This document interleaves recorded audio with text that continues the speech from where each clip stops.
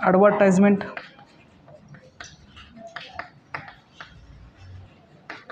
ETC ಅಂದರೆ etcetera ಬರ್ಕೊಳ್ಳಿ ಫಾಸ್ಟಾಗಿ. ನಮಸ್ತೆ ವಿದ್ಯಾರ್ಥಿಗಳೇ, ಎಲ್ರಿಗೂ ಅಕೌಂಟೆನ್ಸಿ ಕರ್ನಾಟಕ ಕ್ಲಾಸಿಗೆ ಸ್ವಾಗತ. ಇವತ್ತಿನ ಕ್ಲಾಸಲ್ಲಿ ನಾವೇನು ಮಾಡ್ತಾ ಇದ್ದೀವಿ ಅಂದರೆ ಪೆಟ್ಟಿ ಕ್ಯಾಶ್ ಬುಕ್ ಬಗ್ಗೆ ನೋಡ್ತಾ ಇದ್ವಿ. ಲಾಸ್ಟ್ ಕ್ಲಾಸಲ್ಲೂ ಕೂಡ ಪೆಟ್ಟಿ ಕ್ಯಾಶ್ ಬುಕ್ ಬಗ್ಗೆ ತಿಳ್ಕೊಂಡಿದ್ವಿ. ಪೆಟ್ಟಿ ಕ್ಯಾಶ್ ಬುಕ್ದ ಇಂಟ್ರೊಡಕ್ಷನ್ನ ಬರ್ಸಿದ್ದೆ, ಅದ್ರ ಬಗ್ಗೆ ಇವತ್ತಿನ ಕ್ಲಾಸಲ್ಲಿ ನಾವೇನು ಮಾಡೋಣ, ಡಿಸ್ಕಷನ್ ಮಾಡೋಣ. So petty cash book meaning ಬರ್ಸಿದ್ದೀನಿ, ಅದನ್ನು ಬರ್ಕೊಳ್ಳಿ. ಅದೇ ರೀತಿ ಪೆಟ್ಟಿ ಕ್ಯಾಶ್ ಬುಕ್ದು ಎಕ್ಸಾಂಪಲ್ಸ್ 1 ಮಾರ್ಕ್ಸಿಗೆ ಕೇಳ್ತಾರೆ. ಪೆಟ್ಟಿ ಕ್ಯಾಶ್ ಬುಕ್ದು ಎಕ್ಸಾಂಪಲ್ ಯಾವುದಾದ್ರೂ ಒಂದು ಪೆಟ್ಟಿ ಕ್ಯಾಶ್ ಬುಕ್ನ ಎಕ್ಸಾಂಪಲ್ನ ಕೊಡಿ ಅಂದಾಗ ಇವುಗಳನ್ನ ನೀವು ಹೇಳಬೇಕಾಗತ್ತೆ. ಇದ್ರ ಬಗ್ಗೆ ನಾನು ಆಲ್ರೆಡಿ ಫಸ್ಟ್ ಕ್ಲಾಸಲ್ಲಿ ಹೇಳಿದ್ದೀನಿ. ಎಲ್ಲಿ introduction to accounting, theory base of accounting ಒಳಗಡೆ ಇವೆಲ್ಲ ಹೇಳ್ಕೊಟ್ಟಿದ್ದೀನಿ. ಟೆಲಿಫೋನ್ ಪ್ರಿಂಟಿಂಗ್ ಆಯ್ತದು, ಪ್ರಿಂಟಿಂಗ್ ಆಗಬೇಕು.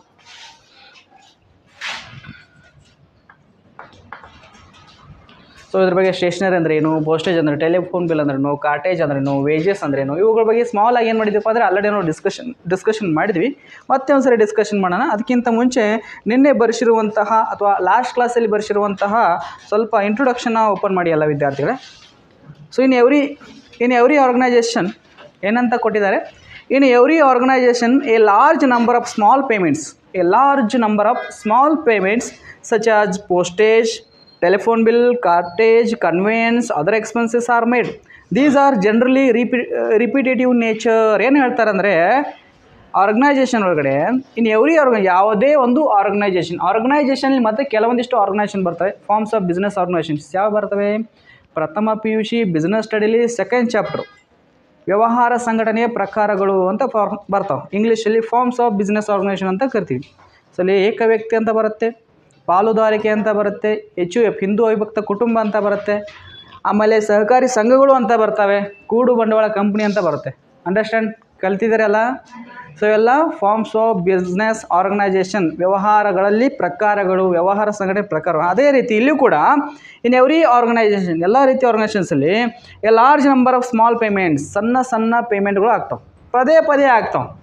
ನಿಮ್ಮ ಮನೆ ಒಂದು ಎಕ್ಸಾಂಪಲ್ ತೊಗೋಣ. ಈಗ ನಿಮ್ಮದು ಮನೆ ಇದೆ, ಮನೆಯಲ್ಲಿ ಒಂದು 5 ಜನ ಇದ್ದೀರಾ ಫ್ಯಾಮಿಲಿ. ಎಷ್ಟು ಜನ ಇದ್ದೀರಾ? 5 ಮೆಂಬರ್ಸ್. ತಂದೆ, ತಾಯಿ, ಒಂದು 3 ಜನ ಮಕ್ಕಳಿದ್ದಾರೆ. ಒಂದು ಸಣ್ಣ ಫ್ಯಾಮಿಲಿ ಇದೆ. ಸೊ ಈ ಫ್ಯಾಮಿಲಿಗೆ ಪ್ರತಿ ತಿಂಗಳು ಏನು ಬೇಕು ಊಟಕ್ಕಾಗಿ ಅಥವಾ ಅವರ ಬದುಕೋಕ್ಕೋಸ್ಕರ ಏನೇನು ಖರ್ಚಾಗುತ್ತೆ, ಯಾರು ಹೇಳ್ತೀರಾ? ಸೊ ಮನೆಗೆ ಏನು ತರಬೇಕಾಗತ್ತೆ? ದಿನಸಿ ವಸ್ತುಗಳು ತರಬೇಕಾಗತ್ತೆ. ಅಕ್ಕಿ, ಬೇಳೆ, ಸಕ್ಕರೆ, ಬೆಲ್ಲ, ತುಪ್ಪ, ಸೊ ಏನೇನು ಬೇಕಲ್ಲ ಅದೆಲ್ಲ ತರಬೇಕಾಗತ್ತೆ. ಇದು ಒಂದು ತಿಂಗಳು ತಂದರೆ ನಡೆಯುತ್ತಾ ಅಥವಾ ಪ್ರತಿ ತಿಂಗಳು ತರಬೇಕಾ? ಹಾಗಾದರೆ ಇದು ರಿಕರಿಂಗ ನಾನ್ ರಿಕರಿಂಗ? ರಿಕರಿಂಗ್ ಅಂದರೆ ಪದೇ ಬರುವಂಥದ್ದು. ನಾನ್ ರಿಕರಿಂಗ್ ಅಂದರೆ ಯಾವಾಗಾದರೂ ಒಂದು ಸರಿ ತರುವಂಥದ್ದು. ಸೊ ಹಾಗಾದರೆ ಯಾವಾಗಾದರೂ ಒಂದು ಸರಿ ತರುವಂಥದ್ದು ಯಾವುದು? TV ಒಂದು ಸರಿ ತಂದರೆ 10 ವರ್ಷ ಹೋಗುತ್ತೆ. ಫ್ರಿಜ್ ಒಂದು ಸರಿ ತಂದರೆ 5-6 ವರ್ಷ ಹೋಗುತ್ತೆ. ಇದು ನಾನ್ ರಿಕರಿಂಗ್. ಇನ್ನು ರಿಕರಿಂಗ್ ಅಂದರೆ ಪದೇ ಬೇಕು. ಪದೇ ಬೇಕಂದ್ರೆ ಎಂಥ ಬರ್ತವೆ? ಪದೇ ಅಂದ್ರೇನು? ಪ್ರತಿ ತಿಂಗಳು ನಮಗೆ ಬದುಕಲಿಕ್ಕೆ ಬೇಕಾಗಿರುವ ಅವಶ್ಯಕತೆಗಳು ಅಂತ ಕರಿತಾರೆ. ಗೊತ್ತಿದೆ ಯಾವ್ಯಾವ ಬೇಕಂತ ನಿಮಗೆಲ್ಲ ಗೊತ್ತಿದೆ. ಅಂಥವೆಲ್ಲ ವಸ್ತುಗಳಿಗೆ ನಾವು ರಿಕರಿಂಗ್ ನೇಚರ್ ಅಂತ ಕರಿತೀವಿ. ಅರ್ಥ ಆಗ್ತಿದೆಯಾ? ಎಲ್ಲ ಮನೆಯೊಳಗಡೆ ನಿಮ್ಮೆಲ್ಲ ಈಗ ನಮ್ಮ ಊರಿದೆಯಲ್ಲ, ಊರಲ್ಲಿ ಎಷ್ಟು ಮನೆಗಳಿದಾವಲ್ಲ ಆ ಮನೆಗಳಲ್ಲಿ ಈ ಥರ ಎಲ್ಲ ಮನೆಗಳಲ್ಲಿ ರಿಕರಿಂಗ್ ಆಗುವಂಥ ವಸ್ತುಗಳನ್ನ ಪೇಮೆಂಟ್ ಅಂತ ಕರಿತೀವಿ. ಸಣ್ಣ ಪ್ರಮಾಣದ ಪೇಮೆಂಟ್ ಅಂತ ಕರಿತೀವಿ. ಏನಾದರೂ ಸಕ್ಕರೆ ಆಯಿತಾ ಹೋಗಿ ಅಂಗಡಿಗೆ ಹೋಗಿ ತರೋದು, ಬೇಳೆ ಆಯಿತಾ ಅಂಗಡಿಗೆ ಹೋಗಿ ತರೋದು. ಅರ್ಥ ಆಗ್ತಿದೆಯಲ್ಲ?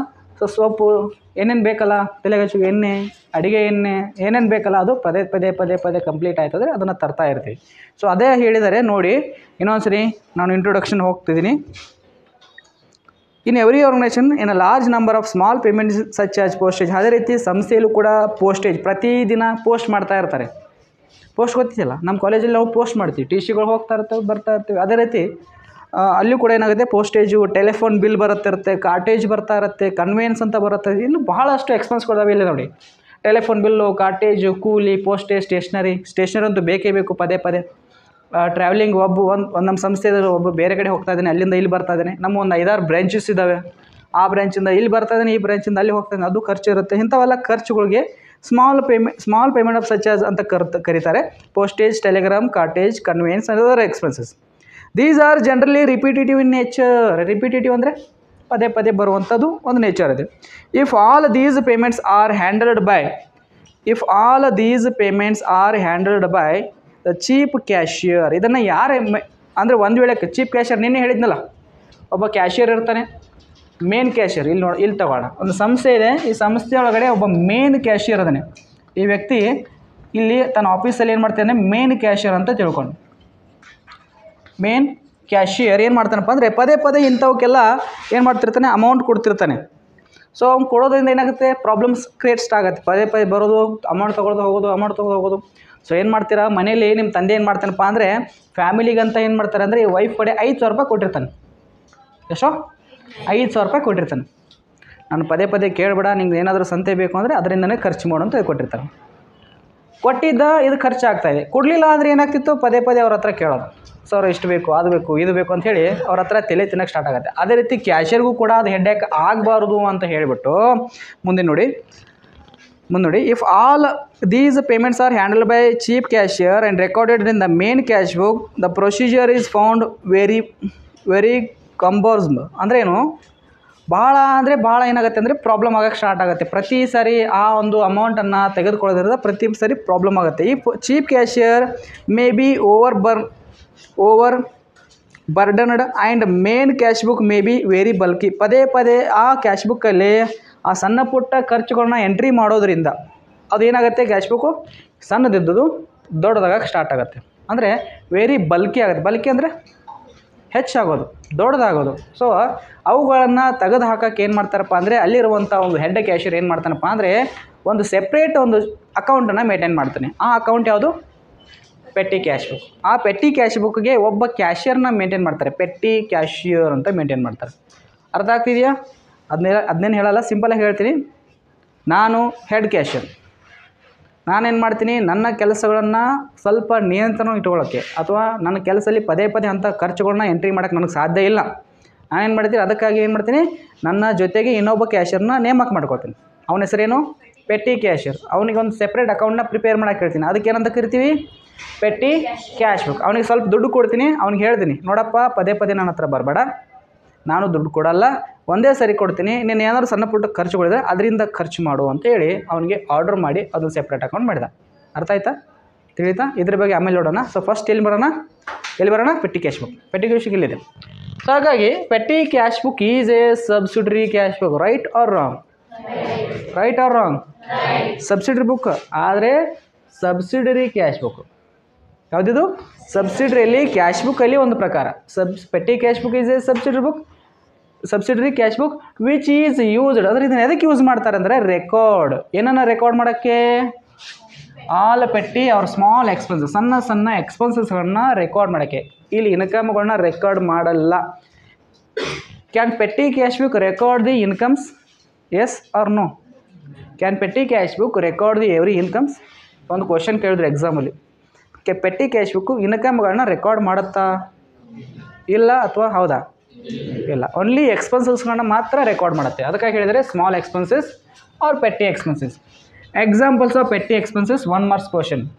ಎಸ್, ನಂಬರ್ 1 ಜೋರ್ಶೆ, number 1, number 2, number 3, very good, number 4, number 5, number 6, number 7, number 8, number 9, number 10.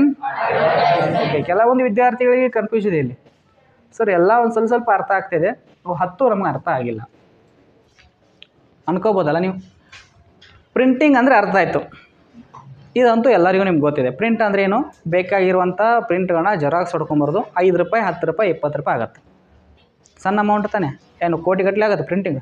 ಇಲ್ಲ, 5 ಭಾಳ ಅಂದರೆ 500 ರೂಪಾಯಿ, ಭಾಳ ಪೇಜಸ್ ಇದ್ರೆ. ಸೊ ಸಣ್ಣ ಅಮೌಂಟು ಪ್ರಿಂಟಿಂಗ್, ಗೊತ್ತಾಯ್ತಲ್ಲ. Stationery, pen, pencil, rubber, eraser, ಇವೆಲ್ಲ ಏನಪ್ಪ ಅಂದರೆ ಸ್ಟೇಷ್ನರಿ. ಬುಕ್ಸು, ಇಂಕ್ ಬಾಟಲು, ಇವೆಲ್ಲ ಏನು ಬರ್ತಾವಪ್ಪ ಅಂದರೆ ಸ್ಟೇಷ್ನರಿ ಒಳಗಡೆ ಬರ್ತವೆ. ಏನೋ ಪೋಸ್ಟೇಜ್, ನಿಮ್ಮ ಹತ್ರ ಇರುವಂಥ ಡಾಕ್ಯುಮೆಂಟ್ಗಳನ್ನು ಇನ್ನೊಂದು ಆಫೀಸಿಗೆ ಕಳಿಸ್ತಾ ಇದ್ದೀವಿ, ಪೋಸ್ಟ್ ಖರ್ಚು ಬರುತ್ತೆ.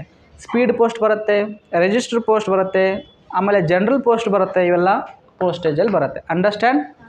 ಓಕೆ, ನೆಕ್ಸ್ಟು ಟೆಲಿಫೋನ್ ಬಿಲ್ ಅಂತೂ ನಿಮ್ಗೆ ಗೊತ್ತು. ಮೊದಲು ಟೆಲಿಫೋನ್ಗಳು ಇದು ಸಣ್ಣ ಲ್ಯಾಂಡ್ಲೈನ್ ಅಂತ ಕರೀತಾರೆ, ವಯರ್ದು ಇರ್ತೈತಲ್ಲ, ಅದು ಇವಾಗಲೂ ಇದೆ. ಟೆಲಿಫೋನ್ ಬೇಸ್ನಲ್ಲಿ ಟೆಲಿಫೋನ್ ಬಿಲ್ ಅಂತ ಇರುತ್ತೆ. ಟೆಲಿಫೋನ್ ಆಫೀಸಲ್ಲಿ ಮೊಬೈಲ್ನ ಯೂಸ್ ಮಾಡ್ತಾರೆ, ಅಥವಾ ಟೆಲಿಫೋನ್ ಎಲ್ಲರೂ ಟೆಲಿಫೋನ್ ಯೂಸ್ ಮಾಡ್ತಾರೆ. Okay, next cottage. ಕಾಟೇಜ್ ಅಂದರೆ ಏನು? ಏನು ಏನಾದರೂ ವಸ್ತು ಬಂದಿರ್ತಾವೆ ಆಫೀಸ್ಗೆ, ಅದನ್ನು ತಂದು ಒಳಗಿಡೋದು, ಒಳಗಡೆಯಿಂದ ತಂದು ಹೊರಗಿಡೋದು. ಅದು ನಿಮ್ಮ ಫ್ಯಾಕ್ಟ್ರಿ ಇದೆ, ಫ್ಯಾಕ್ಟ್ರಿಯಲ್ಲಿ ಏನಾಗುತ್ತಪ್ಪ ಅಂದರೆ ವಸ್ತುಗಳು ಬಂದಿದ್ದಾವೆ ಅದನ್ನ ಇಳಿಸ್ಕೊಳ್ಳೋದು, ಲೋಡಿಂಗು ಅನ್ಲೋಡಿಂಗ್ ಚಾರ್ಜಸ್ಸು, ಅಥವಾ ಅದನ್ನು ಏನು ಮಾಡಬೇಕಂದ್ರೆ ಒಂದು ಸ್ಥಳ ಇನ್ನೊಂದು ಸ್ಥಳಕ್ಕೆ, ಆ ಸ್ಥಳದಿಂದ ಈ ಸ್ಥಳಕ್ಕೆ ತರೋಕ್ಕೆ ಕಾರ್ಟೇಜ್ ಎಕ್ಸ್ಪೆನ್ಸಸ್ ಆಗುತ್ತೆ. ಕಾರ್ಟೇಜ್ ಅಂದರೆ ಕ್ಯಾರೇಜ್, ಹೆಂಗೆ ಹೇಳೋದು ನಿಮಗೆ, ಕ್ಯಾರೇಜ್ ಅದಕ್ಕೆ ಯೂಸ್ ಆಗುತ್ತೆ, ವಸ್ತುಗಳನ್ನ ಹೊತ್ತೊಯ್ಯೋಕ್ಕೆ ಯೂಸ್ ಆಗುತ್ತೆ. ಅದೇ ರೀತಿ ಕೂಲಿ ಅಂದರೆ ಸಂಸ್ಥೆಯಲ್ಲಿ ಈಗ ತಿಳ್ಕೊಳ್ರಿ, ಒಂದು ಫಂಕ್ಷನ್ ನಡೆಯೋದಿದೆ, ನಮ್ಮ ಸಂಸ್ಥೆಯಲ್ಲಿ ಒಂದು ಫಂಕ್ಷನ್ ನಡೆದಿದೆ. ಆ ಫಂಕ್ಷನ್ಗೋಸ್ಕರ ಏನು ಮಾಡ್ತೀವಪ್ಪ ಅಂದರೆ ಕೆಲವೊಂದು ಆಳುಗಳು ಬರ್ತವೆ, ಕ್ಲೀನ್ ಮಾಡ್ತಾರೆ, ಪೆಂಡಲ್ಗಳನ್ನ ಹಾಕ್ತಾರೆ, ಡೆಕೋರೇಷನ್ ಮಾಡ್ತಾರೆ ತಾನೆ. ಅವರಿಗೆಲ್ಲ ಏನು ಕೊಡಬೇಕು?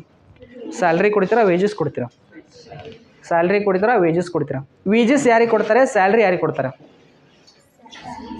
ಸ್ಯಾಲ್ರಿ ಯಾರಿಗೆ ಕೊಡ್ತಾರಪ್ಪ ಅಂದರೆ ನಮ್ಮ ಸಂಸ್ಥೆಯಲ್ಲಿ ಇರಬೇಕು, ಪ್ರತಿದಿನ ನಮಗೋಸ್ಕರ ಕೆಲಸ ಮಾಡ್ತಾನೆ ಇರಬೇಕು, ಅವ್ರಿಗೆ ಸ್ಯಾಲ್ರಿ ಕೊಡ್ತೀವಿ. ವೇಜಸ್ ಯಾರಿಗೆ ಕೊಡ್ತೀವಿ? ಅವ್ರು ಯಾವಾಗಲೂ ಬಂದು ಕೆಲಸ ಮಾಡಿ ಹೋಗೋರಿಗೆ ವೇಜಸ್ ಕೊಡ್ತೀವಿ. ಅಂಡರ್ಸ್ಟ್ಯಾಂಡ್? Salary and wages. ಇನ್ನೊಂದು ಸರಿ ಹೇಳ, ಸ್ಯಾಲ್ರಿ ಯಾರಿಗೆ ಕೊಡ್ತೀವಿ? ನಮ್ಮ ಸಂಸ್ಥೆಯಲ್ಲಿ ಇರಬೇಕು, ಪ್ರತಿ ತಿಂಗಳು ಅವರು ನಮ್ಮ ದುಡಿದ ತಕ್ಷಣ ಅವ್ರಿಗೆ ಏನು ಮಾಡ್ತೀವಿ? ಸ್ಯಾಲ್ರಿ ಕೊಡ್ತೀವಿ. ವೇಜಸ್ ಯಾವಾಗ ಕೊಡ್ತೀವಿ? ಯಾವಾಗಲೂ ಆದರೂ ಒಂದು ಸರಿ ಬಂದು ನಮಗೋಸ್ಕರ ಕೆಲಸ ಮಾಡಿ ಅದೇ ದಿವಸ ಪೇಮೆಂಟ್ ತೊಗೊಂಡು ಹೋಗೋದು. ಅಂಡರ್ಸ್ಟ್ಯಾಂಡ್? ಡೈರೆಕ್ಟಾಗಿ ಅವ್ರ ಕೈಗೆ ಪೇಮೆಂಟ್ ಕೊಡ್ತೀವಿ, ಹೋಗಿಬಿಡ್ತಾರೆ. ಇದು ಡೈರೆಕ್ಟ್ ಎಕ್ಸ್ಪೆನ್ಸ್ದಾಗ ಬರುತ್ತೆ ಸ್ಯಾಲ್ರಿ. ಕೂಲಿ. ಇನ್ನು ಕನ್ವೇಯನ್ಸ್, ಇದು ಕೂಡ ಏನಪ್ಪ ಅಂದರೆ ಟ್ರಾವೆಲಿಂಗ್ ಅಲವನ್ಸ್. ಒಂದು ಸ್ಥಳದಿಂದ ಇನ್ನೊಂದು ಸ್ಥಳಕ್ಕೆ ಅಥವಾ ಇನ್ನೊಂದು ಸ್ಥಳದಿಂದ ನಮ್ಮ ಸ್ಥಳಕ್ಕೆ ಯಾರಾದರೂ ಬರೋರು ಹೋಗೋರಿದ್ದರೆ ಅವ್ರಿಗೆ ನಾವು ಸ್ವಲ್ಪ ದುಡ್ಡು ಕೊಡ್ತೀವಿ. ಈಗ ನಮ್ಮದೊಂದು ಸಂಸ್ಥೆ ಇದೆ, ಯಾವುದು? ಟಾಟಾ ಕಂಪ್ನಿ ಇದೆ. ಟಾಟಾ ಕಂಪ್ನಿದು ಬೇಕಾದಷ್ಟು ಬ್ರ್ಯಾಂಚಸ್ ಇದ್ದಾವೆ ಇಂಡಿಯಾ ತುಂಬ. ಸೊ ಡೆಲ್ಲಿದಿಂದ ಇಲ್ಲಿ ಬರ್ತಾ ಇದ್ದಾರೆ, ಇಲ್ಲಿಂದ ಡೆಲ್ಲಿಗೆ ಹೋಗ್ತಾ ಇದ್ದಾರೆ. ಸೊ ಅದು ಯಾರು ಕೊಡ್ತಾರೆ ಖರ್ಚು? ಟಾಟಾದವ್ರು ಕೊಡಬೇಕು. ಅರ್ಥ ಆಗ್ತಿದೆಯಾ? ಸೊ ನಮ್ಮ ಕಾಲೇಜಿಂದ ನಾವು DDP ಆಫೀಸ್ಗೆ ಹೋಗ್ತಾ ಇದ್ದೀವಿ, DDP ಆಫೀಸಿಂದ ಇಲ್ಲಿ ಬರ್ತಾ ಇದ್ದಾರೆ, ನಾವೇನು ಮಾಡಬೇಕಾಗತ್ತೆ? ಖರ್ಚು ಕೊಡಬೇಕಾಗತ್ತೆ. That is conveyance. ಈ ಕನ್ವೇಯನ್ಸಲ್ಲಿ 4 ಪ್ರಕಾರದ ಕನ್ವೇಯನ್ಸ್ ಬರ್ತವೆ, ನೆನ್ಪಿಟ್ಕೊಳ್ಳಿ. ಕನ್ವೇಯನ್ಸಲ್ಲಿ 4 types. Number 1 auto fair. Auto ಅಂದರೆ ರಿಕ್ಷಾ ಬಾಡಿಗೆ, ಆಟೋ ಗೊತ್ತಿಲ್ಲ? ಆಮೇಲೆ ನೆಕ್ಸ್ಟು ಬಸ್ ಫೇರ್. ಬಸ್ ಅಂದರೆ ಬಸ್ಸೇ, ಹಾಂ, ಬಸ್ ಅಂದರೆ ಬಸ್, ಅದಕ್ಕೇನು ಕನ್ನಡದಲ್ಲಿ ಅರ್ಥ ಇಲ್ಲ. ಬಸ್ ಫೇರ್ ಅಂದರೆ ಬಸ್ಸಿನ ಮುಖಾಂತರ ಹೋದರೆ ಬಸ್ ಫೇರ್ ಕೊಡ್ತೀವಿ. ಟ್ರೈನ್ ಮುಖಾಂತರ ಹೋದರೆ ಟ್ರೈನ್ ಫೇರ್. ಏರೋಪ್ಲೇನ್ ಮುಖಾಂತರ ಹೋದ್ರೆ ಹಡಗುಗಳ ಮುಖಾಂತರ ಹೋದ್ರೆ ಶಿಪ್ ಫೇರ್. ಅಂಡರ್ಸ್ಟ್ಯಾಂಡ್ ಆಗ್ತಿದೆಯಲ್ಲ? ಸೊ ಈ ರೀತಿ ಫೇರ್ಸ್ಗಳು ಬರ್ತವೆ ಕನ್ವೇಯನ್ಸಲ್ಲಿ. ನೆನಪಿಟ್ಕೊಳ್ಳಿ, ಅದು ಮುಂದೆ ಬರುತ್ತೆ. ನೆನಪಿಟ್ಕೊಳ್ಳಿ, ಕನ್ವೇಯನ್ಸಲ್ಲಿ auto fare, bus fare, train fare, ಇವು 3 ಇಂಪಾರ್ಟೆಂಟು. ಬಾಕಿದು ಯಾವುದು ಕಳಿಸಲ್ಲ ಏರೋಪ್ಲೇನಲ್ಲಿ. ಇನ್ನು ಟ್ರಾವೆಲಿಂಗ್ ಎಕ್ಸ್ಪೆನ್ಸಸ್, ಇದು ಕೂಡ ಇದರಲ್ಲೇ ಬರುತ್ತೆ, ಎರಡೂ ಒಂದೇ ಥರ. ಇನ್ನು ವೇಜಸ್ ಕೊಡ್ತೀವಿ, ಕೂಲಿ ಮತ್ತು ವೇಜಸ್ ಎರಡೂ ಒಂದೇ. ಅಡ್ವರ್ಟೈಸ್, ನಮ್ಮ ಸಂಸ್ಥೆಯ ಜಾಹೀರಾತುಗಳನ್ನು, ಬ್ಯಾನರ್ಗಳನ್ನು, ಕಟೌಟ್ಗಳನ್ನು ಪ್ರಿಂಟ್ ಹಾಕಿಸ್ತೀವಲ್ಲ, ಅದಕ್ಕೇನಂತ ಕರಿತೀವಿ? ಜಾಹೀರಾತು. ಇವಕ್ಕೂ ಕೂಡ ಕೆಲವೊಂದಿಷ್ಟು ಖರ್ಚುಗಳಾಗ್ತವೆ. ಇಷ್ಟಕ್ಕೆ ಮುಗಿಲಿಲ್ಲ, ಇನ್ನೂ ಇದ್ದಾವೆ. ಅವುಗಳನ್ನ ಪ್ರಾಬ್ಲಮ್ ಸಾಲ್ವ್ ಮಾಡ್ತಾ ನಿಮಗೆ ಹೇಳ್ತೀನಿ. ಅಂಡರ್ಸ್ಟ್ಯಾಂಡ್ ಆಯಿತಾ? ಪೆಟ್ಟಿ ಎಕ್ಸ್ಪೆನ್ಸಸ್ಗಳು ಯಾವುವು? ಎಕ್ಸಾಂಪಲ್ ಹೇಳ್ರಿ, ಯಾವುದಾದ್ರು ಒಂದು ಪೆಟ್ಟಿ ಎಕ್ಸ್ಪೆನ್ಸ್ ಹೇಳ್ರಿ ನೋಡೋಣ. ಇಲ್ಲಿ ನೋಡಿ ಹೇಳ್ಬೇಡ್ರಿ, ನಿಮ್ಮ ಮನಸ್ಸಲ್ಲಿ ಬರಬೇಕು. ಒಂದು ಎಕ್ಸ್ಪೆನ್ಸಸ್, ಯಾವುದಾದ್ರು ಒಂದು ಪೆಟ್ಟಿ ಎಕ್ಸ್ಪೆನ್ಸಸ್ ಹೇಳ್ರಿ. ಯಾವುದು? ಸ್ಟೇಷ್ನರಿ. Very easy. ವೇಜಸ್, ಕೂಲಿ, ಇವೆಲ್ಲ ಏನಪ್ಪ ಅಂದರೆ petty expenses. Understand? So next ಹೋಗೋಣ ಹಾಗಾದರೆ. ಹಾಂ,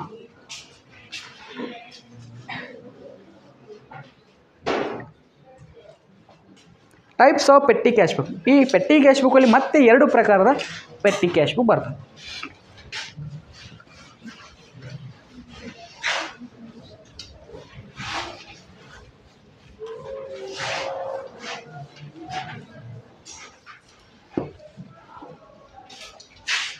types of petty cash book.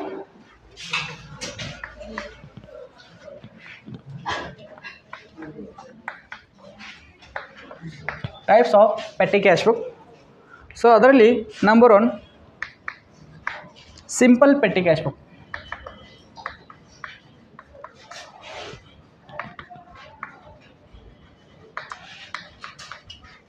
Number 2 analytical petty cash book.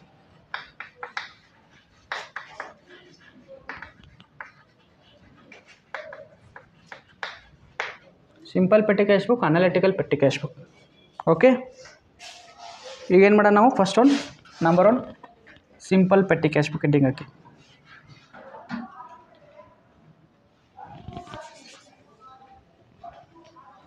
Number 1 ಅದ್ರ ಮೀನಿಂಗ್ ಬರಿತಾ ಇದ್ದೀನಿ.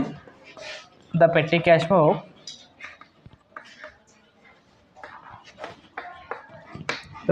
Book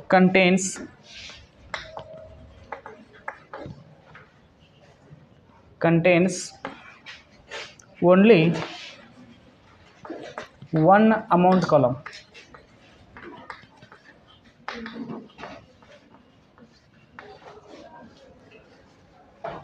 Only one amount column to record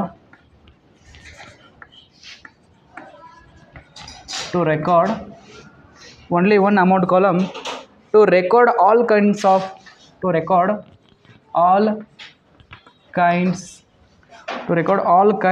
of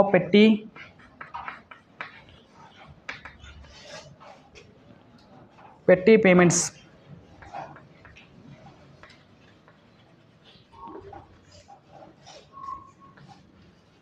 ಇನ್ನು ನಂಬರ್ 2 ಹೆಡ್ಡಿಂಗ್ ಹಾಕಿ ನಂಬರ್ 2 ಯಾವ್ದು ಹಾಕ್ತೀರಾ? Analytical petty cash book.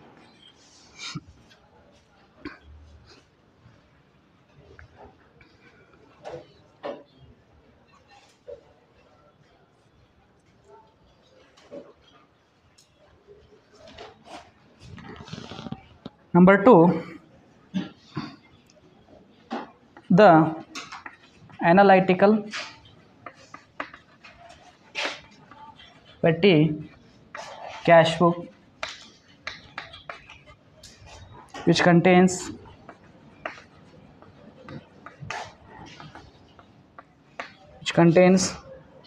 separate amount column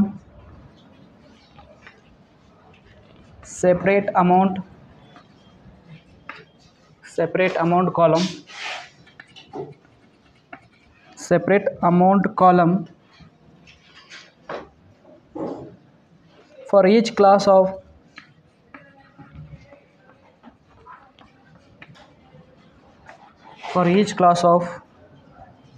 petty expenses.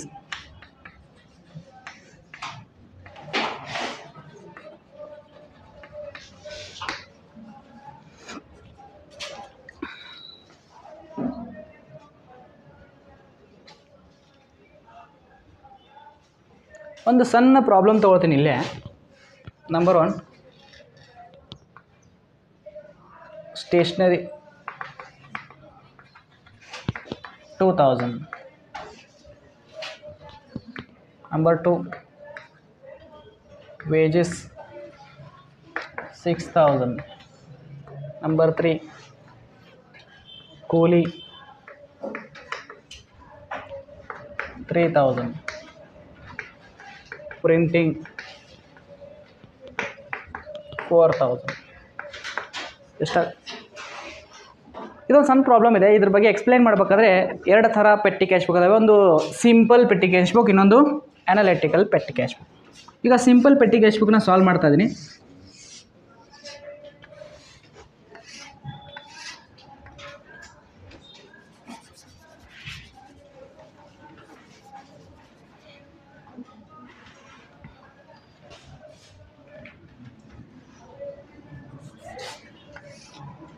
So ಅಲ್ಲಿ date ಇರುತ್ತೆ, ಇಲ್ಲಿ particulars ಇರುತ್ತೆ, ಇಲ್ಲಿ ಅಮೌಂಟ್ ಇರುತ್ತೆ. ಸೊ ನಂಬರ್ 1 ಡೇಟಲ್ಲಿ ಏನು ಇರ್ತಪ್ಪ ಅಂದರೆ ಹೆಡ್ ಕ್ಯಾಶಿಯರಿಂದ ತೊಗೊಂಡಂತಹ ಅಮೌಂಟ್ ರಿಸೀವ್ಡ್ ಅಂತ, ಕ್ಯಾಶ್ ರಿಸೀವ್ಡ್ ಅಂತ ಬರಿತೀವಿ. ಒಂದು 20,000 ತಿಳ್ಕೋಣ. ಇನ್ನೇನು ಮಾಡ್ತೀವಪ್ಪ ಅಂದರೆ ಏನಿದೆ, ಸ್ಟೇಷ್ನರಿ ಎಷ್ಟಿದೆ? 2,000. ನೆಕ್ಸ್ಟ್ ಏನಿದೆ? ವೇಜಸ್ ಇದೆ 6,000. ನೆಕ್ಸ್ಟು ಕೂಲಿ ಇದೆ 3,000. ನೆಕ್ಸ್ಟು ಯಾವುದು? ಪ್ರಿಂಟಿಂಗ್ ಇದೆ 4,000. ಈಗ 20,000ದಲ್ಲಿ ಇದೆಲ್ಲ ಮೈನಸ್ ಮಾಡಿದ್ರೆ ಉಳಿತು ಎಷ್ಟು? 4 + 3 7, 7 + 3 7 + 6 7 + 6 7 14 13 + 2 15,000 ಆಯ್ತು. ಅಂದರೆ 5,000 ರೂಪಾಯಿ ಉಳಿತು. ಇದಕ್ಕೇನಂತ ಕರಿತೀವಿ? ಇದೇನಿದು? Simple petty cash book. ಎಲ್ಲನೂ ಒಟ್ಟಿಗೆ ಏನು ಮಾಡ್ತಾ ಇದೀವಪ್ಪ ಅಂದರೆ ಟೋಟಲ್ ಮಾಡಿ ಮೈನಸ್ ಮಾಡ್ತಾ ಇದೀವಿ. ಸಿಂಪಲ್ ಪೆಟ್ಟಿ ಕ್ಯಾಶ್ ಬುಕ್ ಈ ಥರ ಎಲ್ಲ ಮೆಥಡು ನಾನು ಹೇಳ್ತೀನಿ ಆಮೇಲೆ. ಆದರೆ ಈ ರೀತಿ ಒಂದೇ ಒಂದು ಅಮೌಂಟ್ ಕಾಲಮ್ ಇದೆ. ಎಷ್ಟಿದೆ? ಒಂದೇ ಒಂದು ಅಮೌಂಟ್ ಕಾಲಮ್ ಕಾಣಿಸ್ತಾ ಇದೆಯಲ್ಲ. The petty cash book contains only one amount column. ಎಷ್ಟು ಒಂದೇ ಒಂದು ಅಮೌಂಟ್ ಕಾಲಮ್ ಇದೆ. To record all kinds of petty expense, ಎಲ್ಲ ರೀತಿಯ ಎಕ್ಸ್ಪೆನ್ಸಸ್ಗಳನ್ನ ಒಂದೇ ಕಾಲಮಲ್ಲಿ ಬರಿತಾ ಇದ್ದೀವಿ. ಇದಕ್ಕೆ ಸಿಂಪಲ್ ಪೆಟ್ಟಿ ಕ್ಯಾಶ್ ಬುಕ್ ಅಂತ ಕರಿತೀವಿ. ಅದೇ ಇಲ್ಲಿ ಬರೀ the analytical petty cash book which contains separate amount column for each class of petty cash book. ಈಗ ಫಾರ್ ಎಕ್ಸಾಂಪಲ್ ಏನು ಮಾಡ್ತಾ ಇದ್ದೀನಿಪ್ಪ ಅಂದರೆ ಈ ಅನಾಲಿಟಿಕಲ್ ಪೆಟ್ಟಿ ಕ್ಯಾಶ್ ಬುಕ್ ಇದೆ. ಓಕೆ, ಈ ರೀತಿ ಇದೆ. ಇದು ಪ್ರಿಂಟಿಂಗ್, ಇದು ಪೋಸ್ಟೇಜ್ ಅಲ್ಲ ಸ್ಟೇಷ್ನರಿ ಇದೆ. First stationery, next wages, next ಕೂಲಿ, ನೆಕ್ಸ್ಟು ಪ್ರಿಂಟಿಂಗು. ಈಗೇನು ಮಾಡ್ತೀವಿ, ಫಾರ್ ಎಕ್ಸಾಂಪಲ್ ಫಸ್ಟ್ ಏನಿದೆ ಸ್ಟೇಷ್ನರಿ ಅಂತ ಹಾಕೋದು. ಅಮೌಂಟ್ ಕ್ಯಾಶ್ ರಿಸೀವ್ಡ್ ಅಂತ ಬರಿತೀವಿ. ಇನ್ನೊಂದು ಕಾಲಮ್ ಇರುತ್ತೆ ಕ್ಯಾಶ್ ರಿಸೀವ್ಡ್ ಅಂತ ಬರೆದು ಫಾರ್ ಎಕ್ಸಾಂಪಲ್ 20,000 ಇಲ್ಲಿ ತೊಗೊಳ್ತೀನಿ. ಓಕೆ, 20,000 ಇಲ್ಲಿ ತೊಗೊಳ್ತೀವಿ. ಫಸ್ಟ್ ಯಾವುದಿದೆ ಸ್ಟೇಷ್ನರಿ ಅಂತ ಬರೋದು. ಸ್ಟೇಷ್ನರಿ ಎಷ್ಟೇ ಅಮೌಂಟು 2,000. ಓಕೆ, ಒಂದು ಕಂಪ್ಲೀಟ್ ಆಯಿತು. Dash dash dash. ನೆಕ್ಸ್ಟ್ ಯಾವುದಿದೆ ವೇಜಸ್ ಅಂತ ಬರಿತೀನಿ. ವೇಜಸ್ ಅಮೌಂಟ್ ಎಷ್ಟಿದೆ, ವೇಜಸ್ ಏನಿದೆ ಇಲ್ಲಿದೆ ಎಷ್ಟು 6,000 ಡ್ಯಾಶ್ ಡ್ಯಾಶ್. ಮೂರನೇದು ಕೂಲಿ ಅಂತ ಬರೋಣ. ಎಷ್ಟಿದೆ ಕೂಲಿ 3,000. ನೆಕ್ಸ್ಟು ಪ್ರಿಂಟಿಂಗ್ ಅಂತ ಬರಿತೀನಿ. ಪ್ರಿಂಟಿಂಗ್ ಅಂತ ಬರೋದು. ಪ್ರಿಂಟಿಂಗಲ್ಲಿ ಎಷ್ಟಿದೆ 4,000. ಓಕೆ, ಇವಾಗ ಇಲ್ಲಿ ಟೋಟಲ್ ಮಾಡೋದು ಎಷ್ಟಾಗತ್ತೆ ನೋಡಿ. ಇಲ್ಲಿ 2,000 ಆಯಿತಾ, ಇಲ್ಲಿ 6,000, ಇಲ್ಲಿ 3,000, ಇಲ್ಲಿ 4,000. ಸೆಪ್ರೇಟ್ ಆಯಿತು ಕಾಲಮ್. ಸ್ಟೇಷ್ನರಿ ಒಳಗೆ ಎಷ್ಟು ಖರ್ಚಾಗಿದೆ, ವೇಜಸ್ ಒಳಗೆ ಎಷ್ಟು ಖರ್ಚಾಗಿದೆ, ಕೂಲಿ ಒಳಗೆ ಈ ತಿಂಗಳಲ್ಲಿ ಎಷ್ಟು ಖರ್ಚಾಗಿದೆ. ನಾನು ಒಂದೊಂದೇ ಅಮೌಂಟ್ ತೊಗೊಂಡಿನಿ. ಅಲ್ಲಿ ಭಾಳ ಅಮೌಂಟ್ ಇರ್ತವೆ. ಇಲ್ಲಿ ಎಷ್ಟೆಷ್ಟಾಯಿತು, ವೇಜಸ್ ಎಷ್ಟಾಯಿತು, ಕೂಲಿ ಎಷ್ಟಾಯಿತು, ಪ್ರಿಂಟಿಂಗ್ ಆಯಿತು. ಸೆಪ್ರೇಟ್ ಏನಾಯಿತು ಅಮೌಂಟ್ ಏನು ಮಾಡಿದ್ವಿ. ಮತ್ತೆ ಈಗ ತಿಳ್ಕೊಡ್ರಿ, ಈಗ ಎಲ್ಲ ಆಗಿದ ತಕ್ಷಣ ಮತ್ತೆ ಸ್ಟೇಷ್ನರಿ ಬಂತಂದರೆ ಮತ್ತೆ ಇಲ್ಲೇ ಬರಿಬೇಕು. ವೇಜಸ್ ಬಂತಂದರೆ ವೇಜಸ್ನಲ್ಲಿ ಬರಿಬೇಕು. ರಿಪೀಟ್ ಆಗ್ತವೆ. ಅರ್ಥ ಆಗ್ತಿದೆಯಲ್ಲ. ಇಲ್ಲೇನಾಯಿತು ಎಲ್ಲ ಒಟ್ಟಿಗೆ ಬರಿತಾ ಇದ್ದೀವಿ. ಇಲ್ಲೇನು ಮಾಡ್ತಾಯಿದ್ದೀವಿ ಸೆಪ್ರೇಟ್ ಬರಿತಾ ಇದ್ದೀವಿ. ಅದಕ್ಕಾಗಿ ಏನು ಹೇಳಿದಾರೆ ಅಂದರೆ the analytical petty cash book which contains separate amount column for each class of petty expenses. ಅರ್ಥ ಆಗ್ತಿದೆಯಲ್ಲ. ಇದು ಸಿಂಪಲ್ ಪೆಟ್ಟಿ ಕ್ಯಾಶ್ ಬುಕ್, ಇದು analytical petty cash book. Impress system of analytical petty cash book ಅಂತ ಕರಿತೀವಿ. ಎರಡು ಪ್ರಕಾರದ petty cash book ಇದೆ. ನಿಮ್ಮ ಎಕ್ಸಾಮ್ಗೆ ಇದೇ ಬರುತ್ತೆ. ಅದಕ್ಕಾಗಿ ನಾಳೆಯಿಂದ ನಾವು ನೆಕ್ಸ್ಟ್ ಕ್ಲಾಸಿಂದ ಏನು ಮಾಡ್ತೀನಪ್ಪ ಅಂದರೆ ಈ ಒಂದು ಪ್ರಾಬ್ಲಮ್ನ ಸ್ಟಾರ್ಟ್ ಮಾಡ್ತೀನಿ.